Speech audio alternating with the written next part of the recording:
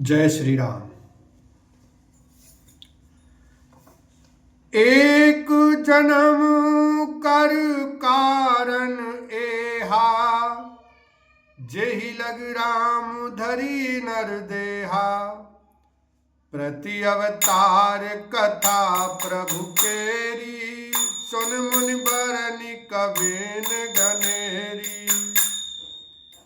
एक जन्म का कारण यह था जिससे श्री रामचंद्र जी ने मनुष्य देह धारण किया।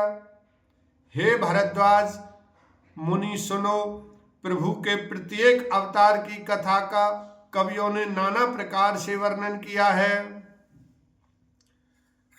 नारद साप दीन एक बारा, कल्प एक ते लगी अवतारा। गिरजा चकित भई सुन बानी, नारद विष्णु भगत पुनि ज्ञानी। एक बार नारद जी ने शाप दिया, अतः एक कल्प में उसके लिए अवतार हुआ। यह बात सुनकर पार्वती जी बड़ी चकित हुई और बोली कि नारद जी तो विष्णु भक्त और ज्ञानी हैं। कारण कवन शाप मुनि दीना, का अपराध रमापति कीना। यह प्रसंग मोहि केहु पुरारी, मुनि मन मोह आचरज भारी।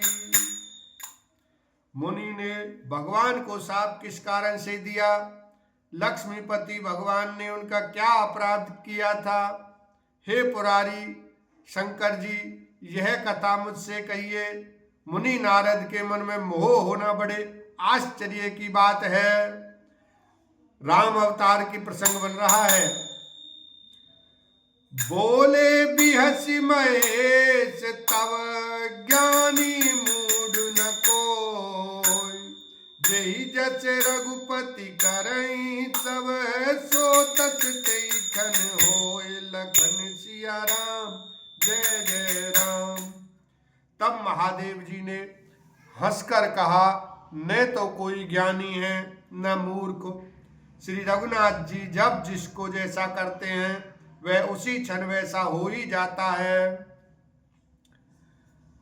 भरद्वाज सादर सुनऊं, कहूँ राम गुण गात।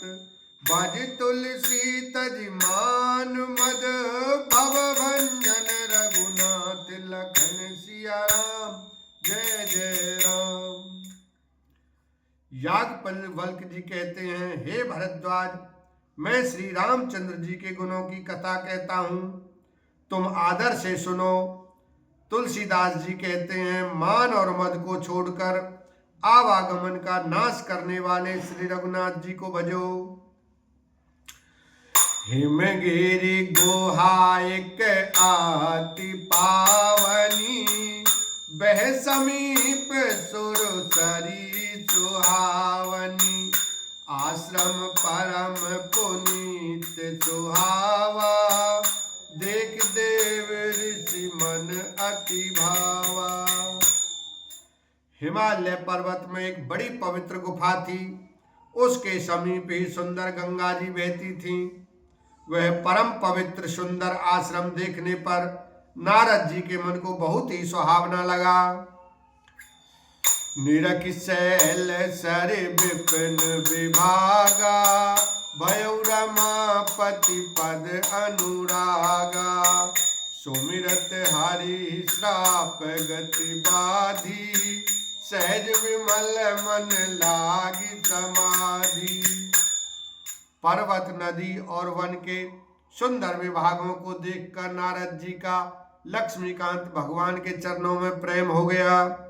भगवान का स्मरण करते ही उन नारद मुनि के शाप उन्हें दक्ष प्रजापति ने दिया था, और जिसके कारण वे एक स्थान पर नहीं ठहर सकते थे, गति रुक गई और मन के स्वाभाविक ही निर्मल होने से उनकी समाधि लग गई। मुनि गति देख देख सुरेश डरे ना, कामई बोली कीन तन माना। सहित सहाय जाओ मम हेतु चले हर सिंह जलचर केतु। नारद मुनि की यह तपोमयी स्थिति देखकर देवराज इंद्र डर गया। उसने कामदेव को बुलाकर उसका आदर सत्कार किया और कहा कि मेरे हित के लिए तुम अपने सहायकों सहित नारद की समाधि भंग करने को जाओ। यह सुनकर मीन ध्वज कामदेव मन में प्रसन्न होकर चला। सुना सीर मन महु असित्रासा चैत देव ऋषि मम पुरवासा। जे कामी लोलुप जग माही कुटिल काक इव सबहि दिराही। इंद्र के मन में यह डर हुआ कि देव ऋषि नारद मेरी पुत्री अमरावती का निवास राज्य चाहते हैं। जगत में जो कामी और लोभी होते हैं वे कुटिल कोए की तरह सबसे डरते हैं। सूख हाड़ लई भाग सठ स्वान निरख मृगराज। छीन लई जन जान जड़ तिमि सुरपति ना लाज। लखन सिया राम जय जय राम।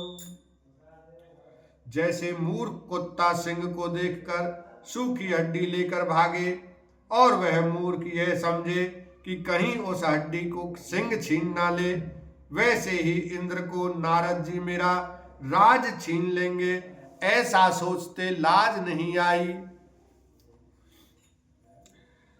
तेहि आश्रम ही मदन जब गयऊ निज माया बसंत निर्मयऊ। कुसुमित विविध बिटप बहुरंगा कूजई कोकिल गुंजई भृंगा।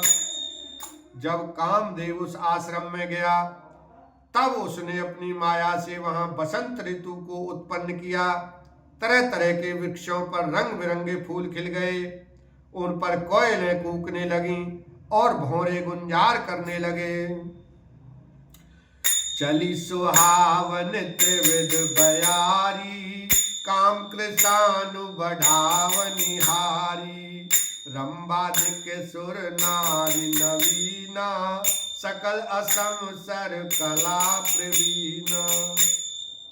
कामाग्नि को भड़काने वाली 3 प्रकार की शीतल मंद और सुगंध सुहावनी हवा चलने लगी। रंभा आदि नवयुवती देवांगनाएं जो सब की सब काम कला में निपुण थीं। करें गान बहुतान तरंगा बहुविध क्रीडहि पानी पतंगा। देखि सहाय मदन हरिसाना कीने पुनि प्रपंच विधि नाना।